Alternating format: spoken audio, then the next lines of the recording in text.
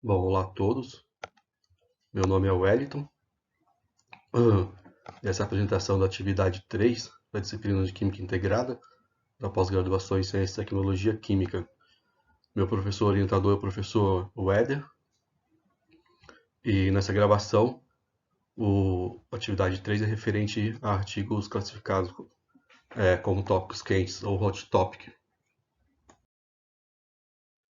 Bom, aqui nós veremos parâmetros quantitativos na área de pesquisa, como o índice H, índice HB e o índice M de Banks. Como encontrar esses índices HB e índice M de Banks. Veremos o que é uma área temática, algumas áreas temáticas e tópicos quentes, que são os hot topics.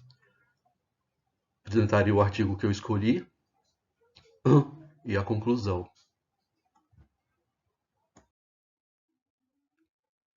Bom, na área de pesquisa, existem alguns parâmetros quantitativos que classificam os pesquisadores, as instituições de ensino, pesquisa, etc.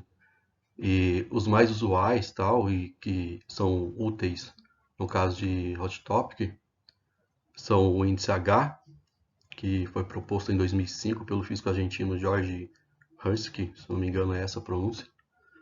É o maior, né? O índice H é definido como o maior número H de artigos científicos desse pesquisador, que tem pelo menos o mesmo número H de citações. Então, se um pesquisador tem um índice H de 15, quer dizer que ele tem pelo menos 15 artigos com pelo menos 15 citações cada. E na extensão, o Banks fez uma extensão do índice H e propôs o índice HB, que ele é obtido por meio do número de citações de um tópico ou combinação em ou combinação de tópicos em certo período, né? E esses tópicos são listados em ordem decrescente de citações e define-se o número de artigos com citações maiores ou iguais a esse número. Mais para frente nós veremos como que fazemos isso. O índice M, que é obtido com a divisão do índice HB pelo período de anos em que se deseja obter as informações. Esses números sobrescritos aqui se referem às minhas referências, que estão no final da apresentação. Então, com base no índice HB e no índice M, quando fazemos a divisão do índice HB pelo número de anos, que é o período no qual fizemos a pesquisa, o Banks propôs o índice M e fez a seguinte classificação. Se o índice M é maior ou menor que 0,5, né, o tópico ou combinação de tópico pode ser de interesse para pesquisadores em um campo específico de pesquisa, o qual engloba uma comunidade pequena. Se esse índice M é maior que 5 e menor que 2, então provavelmente o tópico ou a combinação de tópicos pode ser um tema quente, como área de pesquisa, na qual a comunidade é muito grande e o tópico ou combinação apresenta características muito interessantes. E se o índice M é maior ou igual que 2, é considerado um tópico quente, com um tópico exclusivo, com alcance não apenas da sua própria área de pesquisa, e é provável que tenha efeitos de aplicação com características únicas. Então, essa tabela foi proposta por Banks com base no índice M. Só lembrando que ele é obtido pela divisão do índice HB pelo número de anos que você fez a pesquisa, no período que você fez a pesquisa. Então, como encontrar o índice HB de Banks? Por exemplo, eu usei a base de dados chamada Web of Science. Então, você vai no Web of Science, coloca o tópico, a combinação de tópico que você quer. Aí vai aparecer o número de trabalhos com base naquele tópico. Aí ordena todos os trabalhos em ordem decrescente de citação. O índice HB é obtido assim. A gente vai passando, vai indo pela listagem do Web of Science até que o número de citações seja menor seja menor ou igual. Por exemplo, aqui o número de citações, 236, é igual à posição desse artigo nessa classificação com base naquele tópico. Já partindo para cá, o número de citações é menor. Então, o índice HB de Banks é esse aqui. Porque a partir daqui, o número de citações se torna menor do que a posição do artigo no ranking. Então, é feito dessa forma. Vai no Web of Science, joga o tópico, a combinação de tópico, e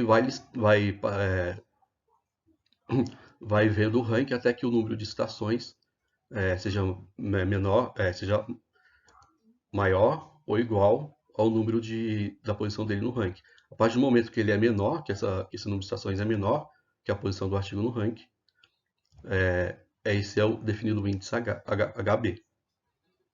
Quando esse número de citações se torna menor que a posição do artigo no ranking, você deve parar a pesquisa e pegar essa posição do artigo no ranking e definir como índice HB, porque a partir dali o número de citações é menor do que a posição do artigo no ranking, no caso que já é menor. Não dá para ver aqui por causa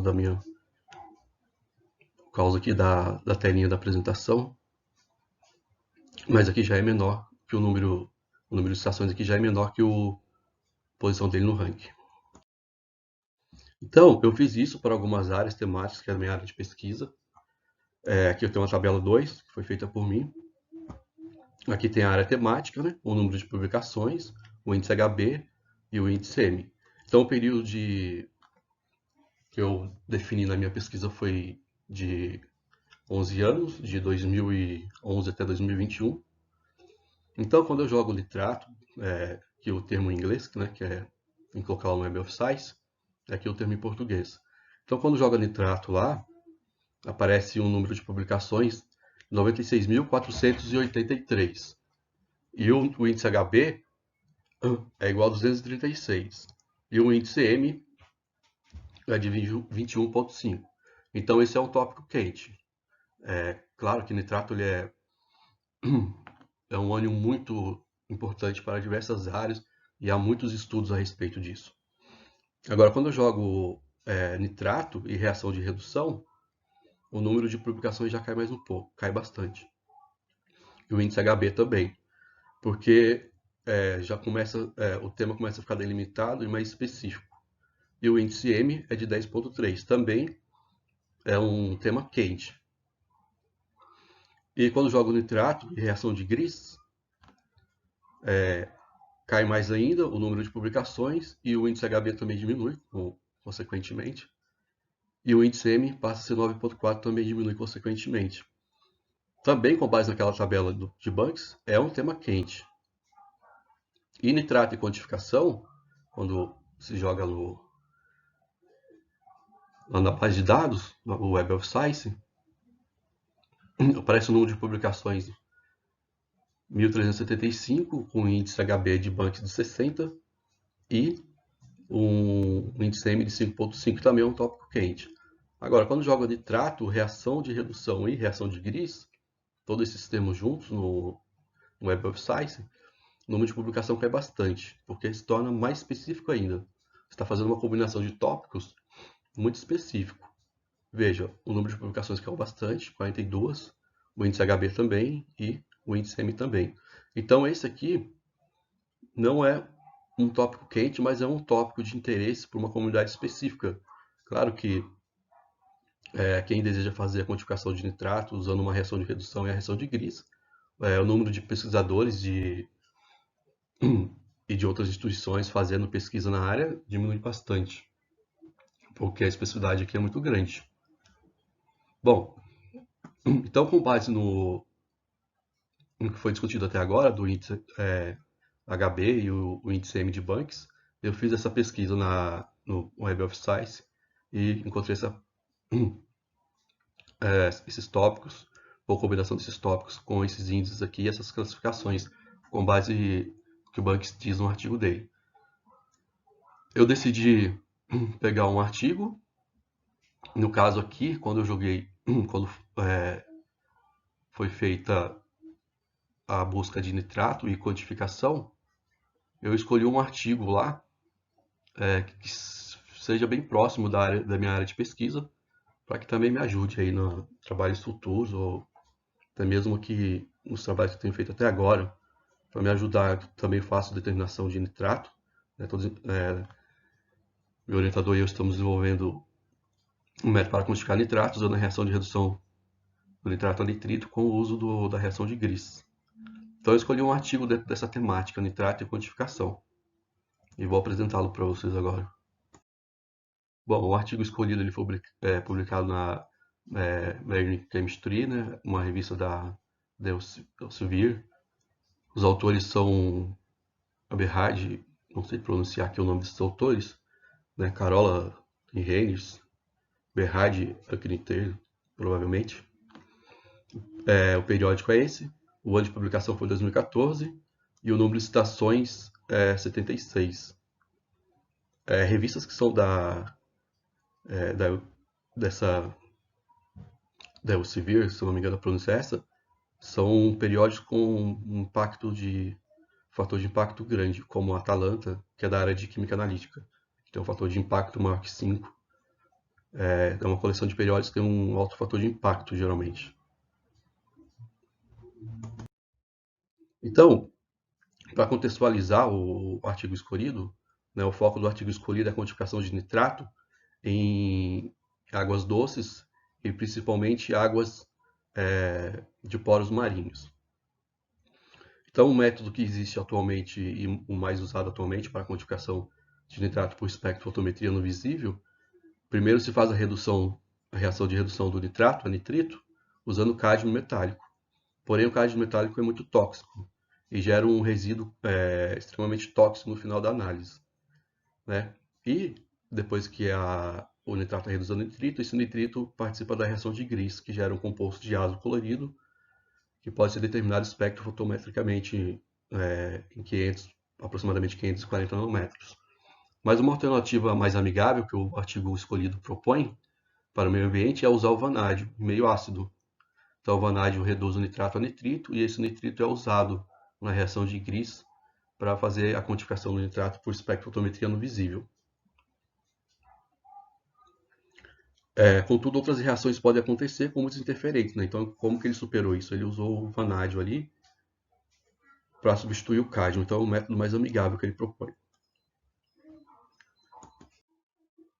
Essa é a reação de Gris, em meio ligeiramente ácido, né? A sulfanilamida em meio ácido reage com nitrito, gera um íon de azo, que é acoplado ao NED, que é N1-naftil etileno de amina, e gera um diazo colorido que tem um pico de absorção em torno de 540 nanômetros. Então, a problemática é resolvida pelo artigo escolhido. O volume de amostras de água de poros marinhos é muito pequeno. Quando os pesquisadores fazem a amostragem da água de poros marinhos, que são regiões onde tem muito sedimento, eles conseguem um volume de amostra muito pequeno. O número de análises por dia e da mesma amostra também é um problema, porque tem uma baixa amostragem, então, para você realizar um número de amostras por dia, com as técnicas, com, com técnicas como cromatografia, etc., ou mesmo usando espectrofotometria, usando a reação de redução com o cádmio, se torna uma coisa se torna uma situação problemática, porque a quantidade de amostra é muito baixa. E geralmente essas técnicas precisam de uma amostra relativamente alta. A composição orgânica total da amostra, como interferente, amostras oriundas de poros marinhos, tem uma composição orgânica relativamente alta, e isso se torna um interferente na análise de nitrato quando se faz uma reação de redução do nitrato a nitrito. Então, essa é a problemática que o artigo se propõe a resolver, e é uma temática muito importante do ponto de vista ambiental, porque conhecer a composição de nitrogênio de amostras de poros marinhos é muito importante, porque por isso dá para estudar a formação de microzonas em torno de estruturas biogênicas, como raízes ou tocas macrofaunais, como aquelas tocas de caranguejos, né? Entender a troca biogênica que acontece naqueles sistemas também é importante. Então, esse é um tema muito importante do ponto de vista ambiental e atual, né? Então, as contribuições do artigo escolhido são o uso da espectrofotometria convencional e o FIA. Geralmente, quando se faz a análise de nitrato em amostras de poros marinhos, se usa leitores de microplacas, etc., que são equipamentos mais caros e não tão convencionais assim. E usar a espectrofotometria convencional com uma cubeta de 1 a 5 centímetros, como os autores conseguiram fazer, é muito importante. E acoplar o FIA também, que o FIA consegue fazer a automatização das análises. Pequenos volumes de amostras, né? O artigo, os autores conseguiram um método que usa um pequeno volume de amostra, isso é importante, porque, como vimos anteriormente, amostras de poros marinhos são volume pequeno, são amostradas em volumes pequenos. Os autores conseguiram minimizar vários interferentes, como sais, como são águas de poros marinhos, tem uma alta salinidade, e ânions de enxofre. Também a cor da amostra, por ter bastante sedimento, isso se torna um interferente. Um método com baixo custo e simplicidade, né? Um alto volume de amostra analisada por dia, isso é importante, porque é importante conhecer vários outros ânions, íons e outros analitos na composição ali de poros marinhos para poder estudar a biogênese e tudo mais daquelas regiões e dos próprios poros marinhos. Então é importante ter um volume de amostras analisadas por dia alta, para que possa ter bastante informação para fazer o estudo. O uso de apenas uma solução à amostra para realizar a reação de redução, economiza-se reagente. A composição orgânica total da amostra não interferiu. Então, essas são as principais contribuições do artigo escolhido. Então, a conclusão é que foi possível realizar pesquisa de temas quentes com base no artigo de Banks, e o artigo escolhido se enquadra no tema quente devido às suas valiosas contribuições para quantificar nitrato em amostras de poros marinhos. Isso é muito importante do ponto de vista ambiental. Essas são as minhas referências e muito obrigado a todos por terem assistido até aqui. Até mais.